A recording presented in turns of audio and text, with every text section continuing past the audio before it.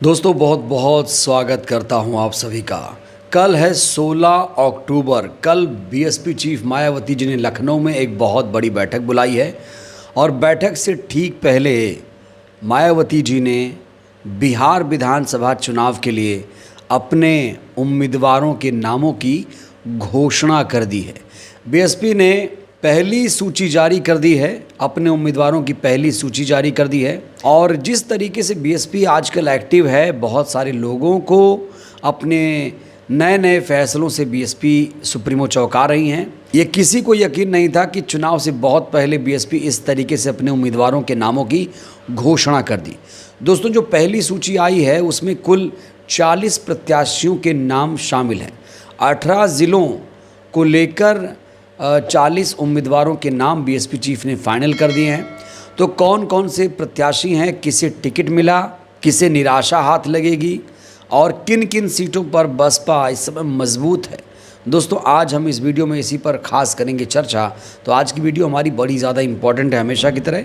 आप सभी से अपील है, वीडियो आप आराम से इत्मीनान से पूरा देखिएगा और जब आप लोग उम्मीदवारों के नाम सुनिएगा तो कोशिश करिएगा कि उम्मीदवारों के नाम नोट भी कर लिया जाए कि किस ज़िले से कौन सा उम्मीदवार है। चूँकि ये पहली सूची है, 40 उम्मीदवारों के नाम हैं, इसके बाद और भी सूचियाँ आएंगी।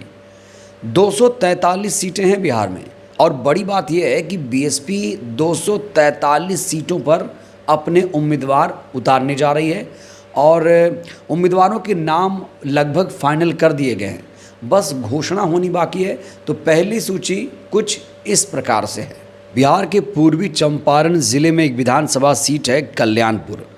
कल्याणपुर जो विधानसभा सीट है वो कई सारे नंबरों में विभाजित है। तो अगर मैं 16 कल्याणपुर की बात करूं, जो कि पूर्वी चंपारण ज़िले में आता है, यहाँ से बीएसपी ने इस बार बदरुज्जमा उर्फ चाँद बाबू को मैदान में उतारा है। वहीं अगर मैं कटिहार की बात करूं, जो कि सामान्य सीट है बलरामपुर 65 बलरामपुर से मायावती जी ने एक महिला को टिकट दिया है जिनका नाम है प्रिया कुमारी राव। 66 प्राणपुर विधानसभा सीट से प्रेम कुमार मंडल को टिकट दिया गया है। 67 मनिहारी से उपेंद्र मंडल को टिकट दिया गया है। दोस्तों अब मैं नंबर नहीं पढ़ूंगा, अब मैं सीधा सीधा आपको विधानसभा सीट का नाम ही बताऊंगा। अगली सीट है बरारी से द्वारिका मंडल को मैदान में उतारा गया है। बिहारीगंज से रविंद्र यादव को मैदान में उतारा गया है। सिंहेश्वर जो सुरक्षित सीट है, यहाँ से सुभाष कुमार को मैदान में उतारा गया है। कुशेश्वर स्थान एक विधानसभा सीट है, यहाँ से राम सुधारी सदा को मैदान में उतारा गया है। हायाघाट से नागेश्वर दास को मैदान में उतारा गया है। बहादुरपुर से प्रयास प्रभाकर को मैदान में उतारा गया है। गाय घाट से इशरत परवीन को मैदान में उतारा गया है। बोचहा से जो सुरक्षित सीट है, यहाँ से राहुल कुमार को मैदान में उतारा गया है। वहीं एक सीट है भोरे, सुरक्षित सीट है, यहाँ से सुरेंद्र राम कुमार को मैदान में उतारा गया है। सीवान की बात करूँ तो सीवान से सुनीता देवी को मैदान में उतारा गया है। दरौल एक सीट है, सुरक्षित सीट है, यहाँ से हीरा लाल को मैदान में उतारा गया है। एक सीट है दरौंदा, यहाँ से मधुसूदन सिंह को मैदान में उतारा गया है। महाराजगंज की बात करूँ तो महाराजगंज से रवि रंजन टिस्सू को मैदान में उतारा गया है। गरखा एक सीट है, सुरक्षित सीट है, यहाँ से अरविंद कुमार को मैदान में उतारा गया है। अगर मैं कल्याणपुर सुरक्षित सीट की बात करूँ तो यहाँ से रत्नेश्वर राम को मैदान में उतारा गया है। रोसड़ा सुरक्षित सीट है, रसड़ा नहीं रोसड़ा, यहाँ से अमित कुमार बैठा को मैदान में उतारा गया है, यानी ये यहाँ से उम्मीदवार हैं। तेघड़ा विधानसभा सीट की बात करूँ तो तेघड़ा विधानसभा सीट से मोहम्मद शकील को मैदान में उतारा गया है। साहेबपुर कमाल से अनंत कुमार पोद्दार को मैदान में उतारा गया है। कहलगांव से भवेश कुमार को मैदान में उतारा गया है। भागलपुर से रेखा दास को चुनावी मैदान में उतारा गया है। नाथनगर से रवि कुशवाहा को मैदान में उतारा गया है। अमरपुर से रोशन कुमार को प्रत्याशी बनाया गया है। अगियाँव सुरक्षित सीट है, यहाँ से मुकेश कुमार राम को मैदान में उतारा गया है। शाहपुर से धर्मेंद्र कुमार, ब्रह्मपुर से महावीर यादव, बक्सर से अभिमन्यु मौर्य, रामगढ़ से सतीश कुमार सिंह यादव। मोहनिया सुरक्षित सीट है, यहाँ से ओम प्रकाश नारायण को मैदान में उतारा गया है। चेनारी सुरक्षित सीट है, यहाँ से श्वेता देवी को मैदान में उतारा गया है। सासाराम यहाँ से अशोक कुमार को मैदान में उतारा गया है। दिनारा से मालती देवी को मैदान में उतारा गया है। डेहरी से मुन्नी लाल को मैदान में उतारा गया है। काराकाट से वंदना राज को मैदान में उतारा गया है। गोहो से संजय प्रसाद प्रत्याशी बनाए गए हैं। गुरुआ से राघवेंद्र नारायण यादव को उम्मीदवार बनाया गया है।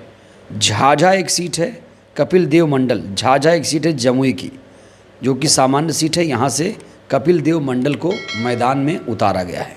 तो आपने विधानसभा सीटें देख ली। यहाँ पर आप देख रहे हैं अभी 40 सीटों में देखा जाए तो 2 मुस्लिम प्रत्याशी यहाँ पर नज़र आ रहे हैं।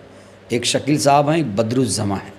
वहीं महिलाओं को भी अच्छी खासी भागीदारी दी गई है और एससी समाज के लोगों को, ओबीसी समाज के लोगों को, यादव समाज के लोगों को, हर वर्ग को इस सूची में जगह दी गई है। बहुत ही सामाजिक न्याय की तरह बैलेंस करके इस सूची को बनाया गया है। तो पूर्वी चंपारण, कटिहार, मधेपुरा, दरभंगा, मुजफ्फरपुर, सीवान, सारण, समस्तीपुर, बेगूसराय, भागलपुर, बांका, भोजपुर, बक्सर, कैमूर, रोहतास, औरंगाबाद, गया और जमुई, इन ज़िलों की विधानसभा सीटों पर बीएसपी ने अपने उम्मीदवार घोषित कर दिए। तो पहली सूची में 40 नाम आ चुके हैं। तो माना जा रहा है कि अगली सूची जो आएगी उसमें करीब करीब 80 नाम हो सकते हैं, क्योंकि 243 विधानसभा सीटें हैं और प्रत्याशियों के नाम तय ही हो चुके हैं, बस उनका नाम सूची में चढ़ना बाकी है। यहाँ गौर करने वाली बात यह है कि बीएसपी अकेले अपने दम पर चुनाव लड़ रही है। उसकी सबसे बड़ी वजह यह है कि इस बार बहुत सारी पार्टियाँ, ओम प्रकाश राजभर, चंद्रशेखर आज़ाद, असदुद्दीन ओवैसी और तेजस्वी यादव के जो भाई हैं तेज प्रताप, वो भी मैदान में अपनी पार्टी लॉन्च कर चुके हैं। इसके अलावा आप देखिए तो वहाँ पर छोटी छोटी पार्टियों का, जैसे एक प्रशांत किशोर हैं, पीके ने भी अपनी पार्टी लॉन्च की है, तो उन्होंने भी बहुत सारे जगहों पर अपने उम्मीदवार उतारे हैं। तो इस बार जो मुकाबला है काफ़ी ज़्यादा दिलचस्प होगा। और देखिए बीएसपी जो बिहार में चुनाव लड़ रही है ऐसे ही नहीं लड़ रही है, कई वर्षों से बीएसपी वहाँ पर दमखम दिखाती आ रही है और सिर्फ चुनाव ही नहीं लड़ती है बसपा बिहार में, बल्कि वो जीतती भी हैं।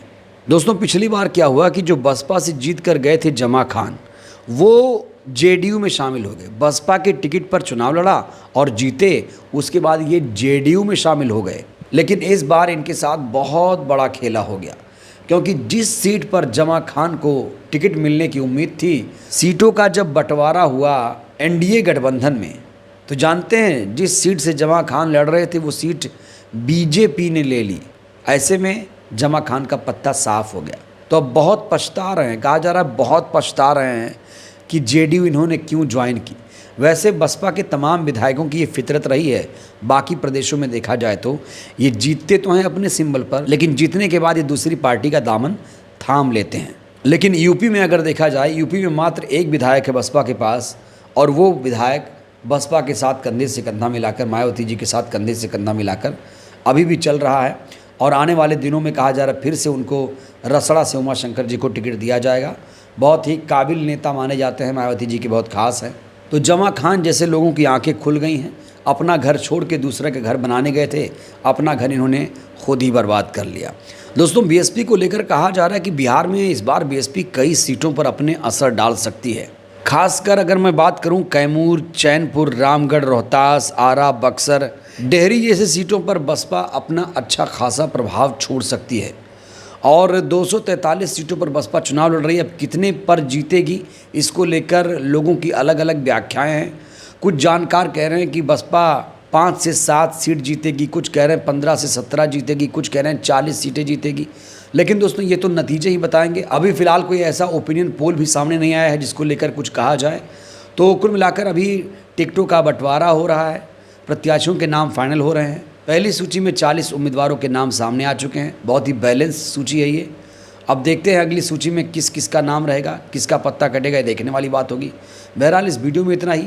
बीएसपी 243 सीटों पर चुनाव लड़ रही है। क्या लगता है बीएसपी को गठबंधन करके चुनाव लड़ना चाहिए? दोस्तों आपको क्या लगता है बिहार में बसपा इस बार कितना कमाल कर पाएगी? आप लोगों को कितना विश्वास है? राय दीजिएगा। बहुत बहुत धन्यवाद।